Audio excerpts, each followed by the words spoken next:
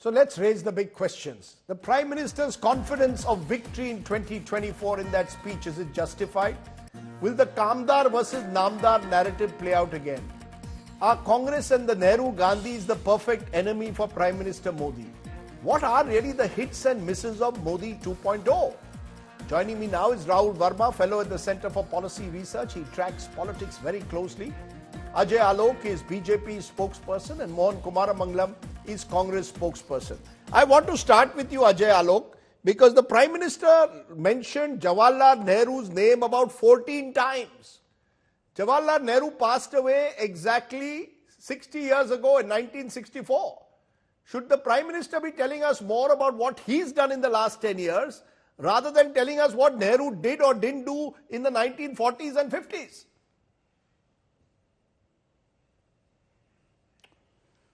Well, Rajdeep, if you have analyzed the Prime Minister's speech, the speech was all about Nehru vision of India, because there's no Gandhi vision of India right now. After Nehru, it was Nehru vision of India which was followed in this country. And for the last 10 years, it is Modi vision of India. And he just made a comparison of only last 10 years, that what Nehru vision did and what I did. That was a listing of all the achievements, what we have done. What is the difference between scale, acceleration, and pace of the work what we have done? No, but why not compare, sir? Why not compare 2004 and 14 and 2014 and 24? Why go back to the 1940s and 50s? I mean, India was in a very different place. No. 2004 to 14, 2004 to, he compared 2004 to 14 and 14 to 24. But 2004 to 14, we strongly believe that still that Nehru vision of India is continuing. That's what he said, Nehru. And why he mentioned Nehru. There were historical blunders which were committed. There were historical blunders, like in case of Somnath Temple, like in case of Ram Mandir, like in case of various other things. Where Nehru mentioned, like in case of demeaning the spirit of India, like what he said, that what kind of speech he used to deliver from the Red Fort. What's wrong in that? Why we shouldn't mention the historical blunders what this country has seen? Okay. Now today, on a lighter note, opposition and you, I guess you will be in a better position to make opposition stance. I understand what is actual washing machine of BJP. Today what he has done, he has acted like a washing machine for the Congress and he has taken out all the dirt from the Congress and he has placed in front of the nation. Now when we talk of development, what he didn't mention? Like if I say airport has gone from 74 to 152, AIIMS were 8, it has gone to 122. National highway length, 25,700 kilometers to 57,700 kilometers. Unicorn, till 2014, only one. Now it is 114. MBBS seats, 55,000 to 1,05,000. Medical college, 387 to 660 in just 10 years. Just imagine if this pace and if this intensity. So you're saying the focus, okay, you're saying the focus is, okay, you made your point. Let Mohan Kumaramangalam respond. According to Ajay Alok, the speech was much more about what the Prime Minister has achieved between 2014 and 24 versus what the previous governments have achieved. The message was India is now on the fast track. India's moment has come. We are going to move towards a Viksit Bharat. So the positivity is much more than just the negativity over what the Congress's flaws are, which Ajay Alok says was a washing machine of the Congress. He was washing the dirt of the Congress.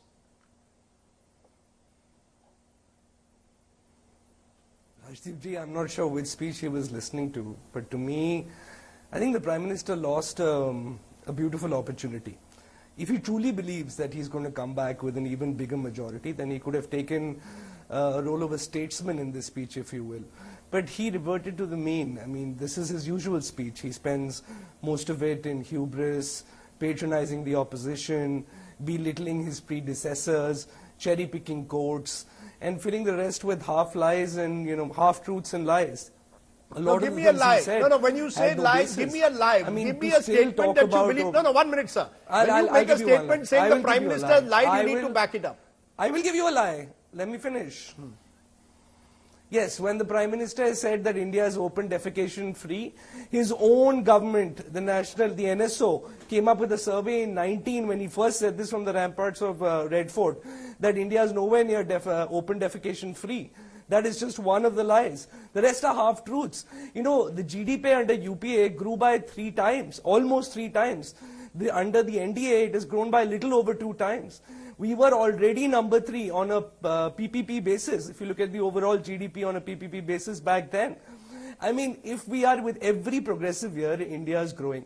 To make such a big deal of climbing to number 3 now, in the next, let's say, decade or 5 years or so, and then using only that metric while not talking about income inequality, not even mentioning that unemployment is a problem, then talking about Make in India without pointing out the fact that their flagship Make in India scheme, which is PLIs, has not even utilized the entire fund that was allocated towards it last year.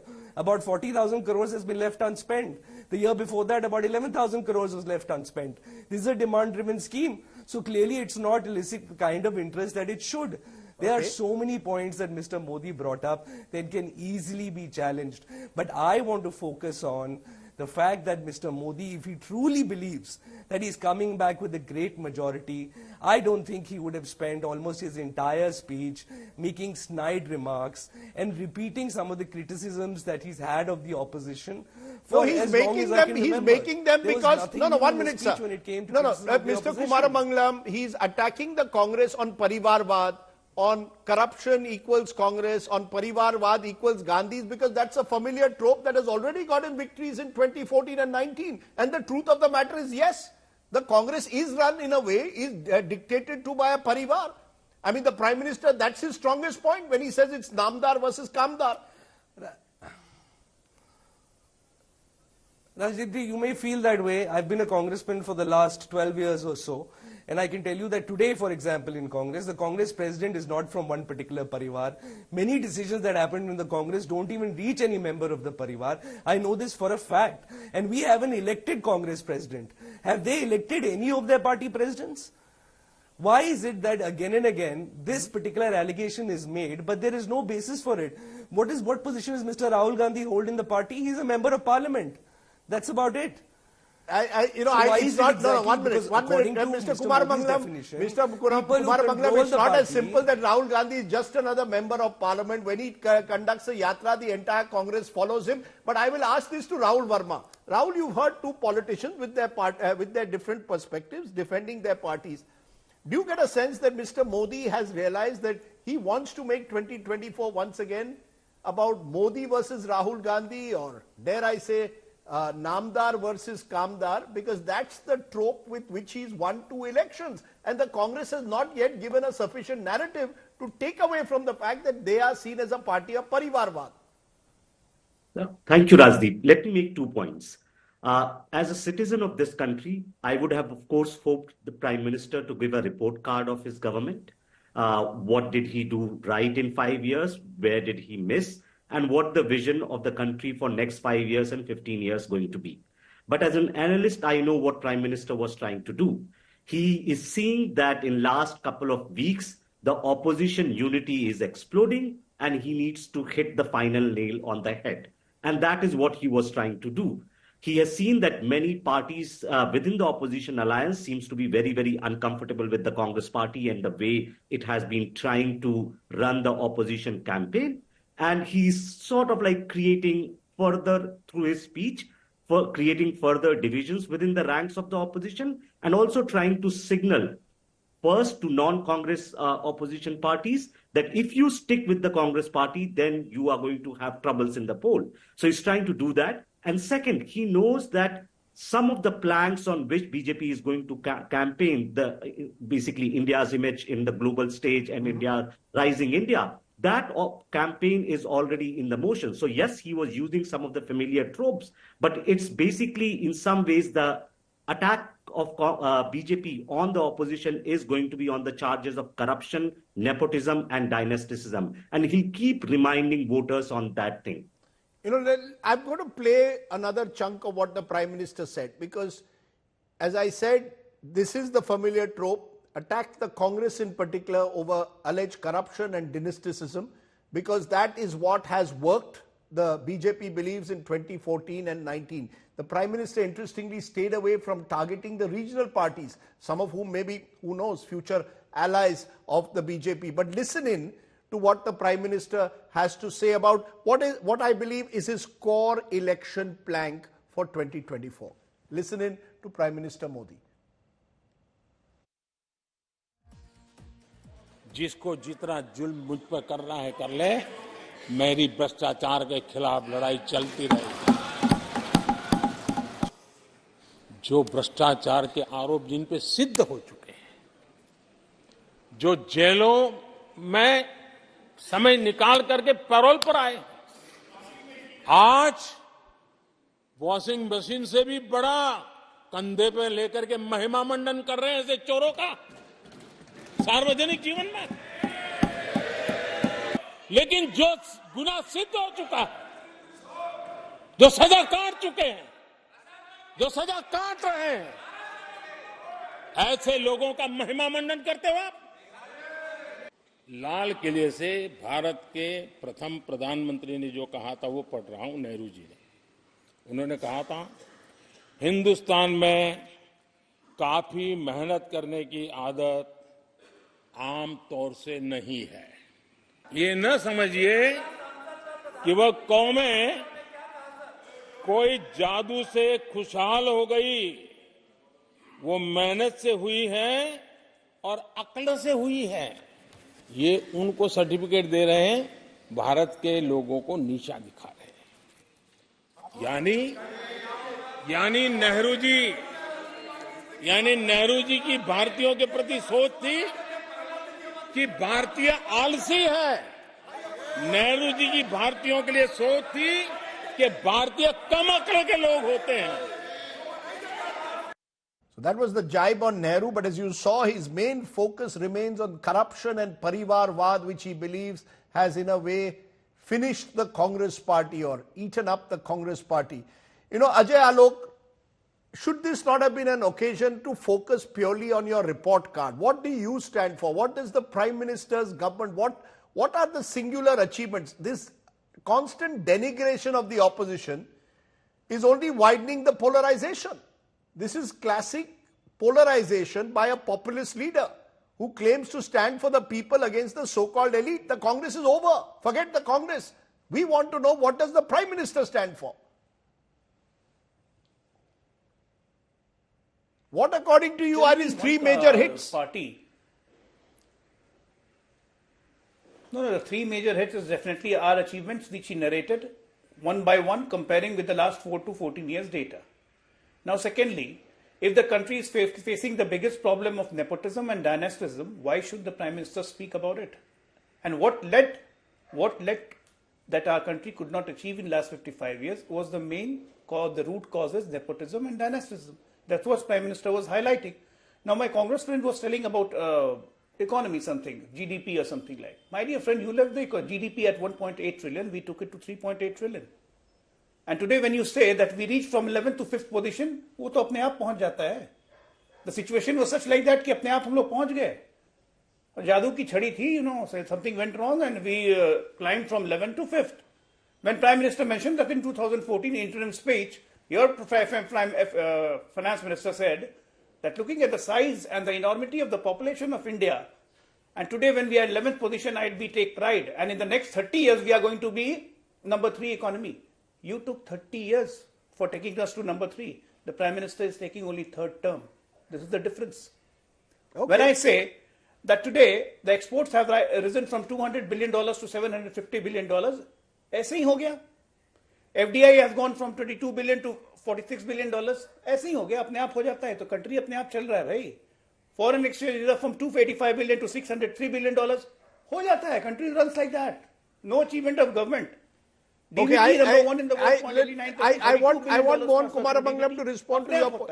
Okay, there is no effort, you know, there is no effort. Mohan Kumaramangalam, like it or not, the Prime Minister seems open to a debate between what happened between 2004 and 14 and 2014 to 24. Is the Congress ready for that debate? You're saying he's not discussing a report card. He's saying, I'm ready. Rajdeep, if he's ready, then I'm sure any congressman anywhere would be willing to debate the Prime Minister on economic performance. Without a doubt. Throwing absolute numbers that, you know, with one data point in 2014 and one data point in 2024 shows how insecure they are about their real numbers. Every number is to be seen as a percentage of the base, which is GDP. For example, exports I'll give you. On average, 24% of GDP is what our exports were in UPA. It is almost slightly less than 20% in NDA. So every number should be seen as a percentage, not in absolute terms. In absolute terms, the number grows every year. They know that very well, which is why they'll just cherry pick one number in 14 and one in 24 and pretend like they've actually changed the world dramatically. Please, I mean, this is childish. And you know, as far as what Mr. Modi said when he quoted Mr. Nehru, it is ridiculous. There is nobody I can think of in our history of our post-independence country who has had more faith in our human capacity, which is why he invested in institutions to build our human capacity. The AIIMS, ISRO, IITs, you name it, all of these were about building human capacity. They weren't PLIs handed out as subsidies to some third party to try and get some manufacturing, which is basically assembling. He was investing long term in building out our human capacity, something that we are not doing today. Okay. We're spending less than 2% in health. We're spending insufficiently on education. So let's not talk about these comparisons. It's ridiculous to him. As I said, I do believe that you cannot compare the 40s and 50s and the nation builders of those days with the 21st century, and I believe there should be minimum respect that you must show to those who helped build this country. But that's a separate debate, Nehru versus Modi. A final word, Rahul Verma. The big ticket seems to be that this is a confident Prime Minister who believes he is secure in a third, to get a hat trick, and therefore was making what some will say is an election speech, saying, "Main fir aunga." That's true. Rajdeep, Prime Minister, is a 24/7 campaigner. Most of his speeches have an election element in them. And he's one of those orators who does not speak to just one constituency at one point of time. He has this ability to reach out to multiple constituencies at a single point of time. And that's his strength as an orator, and he was trying to do that today. While not using the term Congress Mukt Bharat, in some ways Prime Minister Modi knows as long as Congress remains as a national party, there is a possibility of national challenge to the BJP.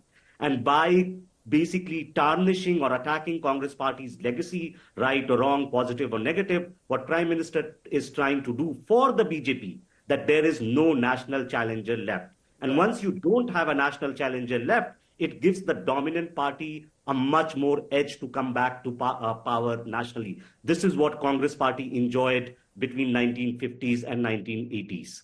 Okay, so Mr. Modi, in a sense, hoping that the BJP is now in that same dominant position of Indian politics. Remember, we have a Mood of the Nation survey later this week, so a lot of the numbers will come out there. But for now, Rahul Verma, Ajay Alok and Mohan Kumar Mangalam, thank you very much.